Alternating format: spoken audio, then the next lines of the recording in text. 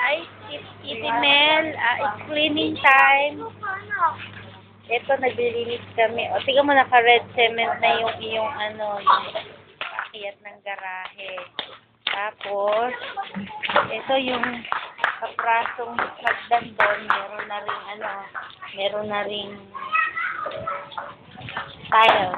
Ito na yung brick. Tapos, yung side, lupa, para kung gusto mo lagyan ng halaman, o napakaraming tagalinis. Ayan si Ate Da.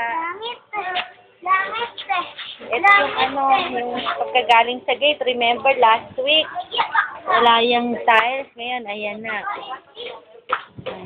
Papunta yan sa lababo sa likod.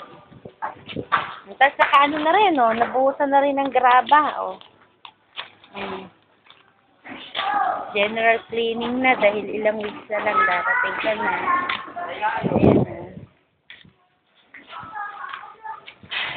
Ayan na, yung maputik last week. Ayan, wala na. Ayan naka-bricks na.